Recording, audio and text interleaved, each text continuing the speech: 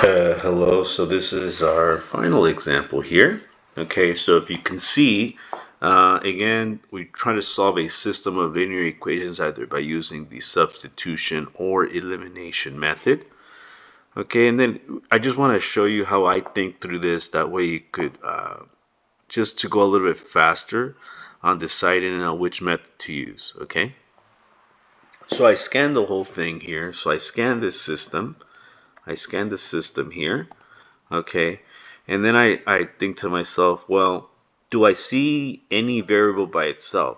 So if I scan it here, notice that this one here, if I scan here, I don't really see a variable on its own.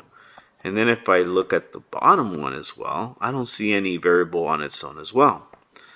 Okay, but I do notice that notice the x's are lined up, the y's are lined up, the equal sign, and the constants.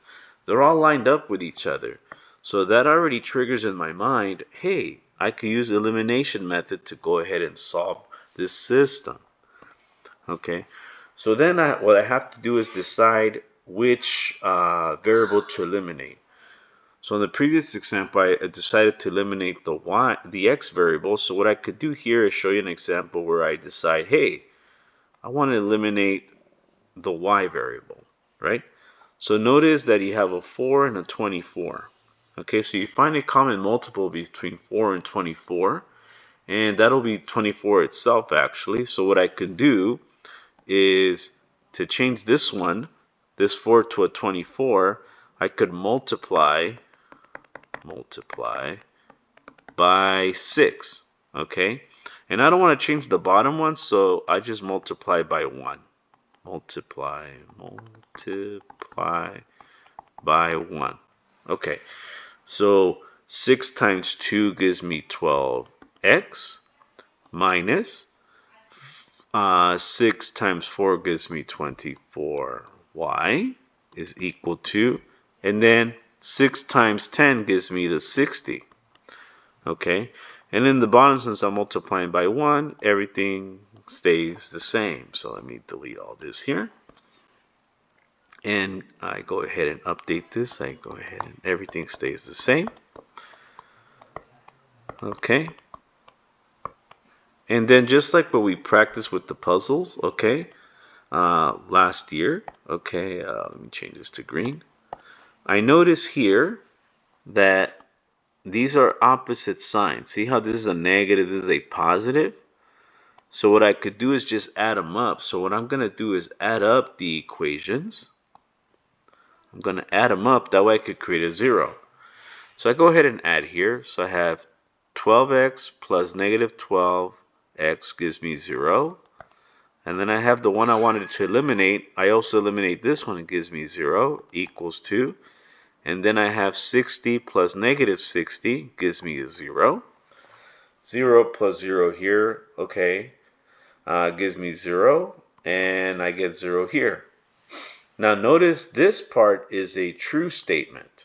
Okay, it's a true statement. So this has many solutions. Okay, many solutions. So what happens? Well, how does that look like? So if we go back here and I take these off, okay, if I go back and I type in 2x, so you guys can see it live, 2x minus 4y equals, I believe it was 10, right? Okay, and then we have negative 12x, let's see, plus 24y is equal to 60.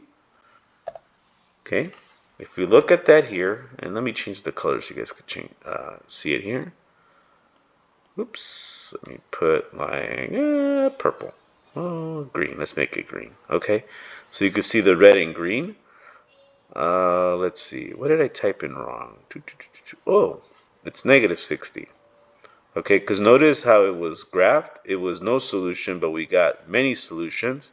So I check if I made an error. Notice I made an error here. I forgot to put a negative. Now you can see that these lines, if I click on and off here, They're right on top of each other. So that this makes it a many solutions. Many solutions. Okay? And that's how we verify using Desmos that we did this correctly.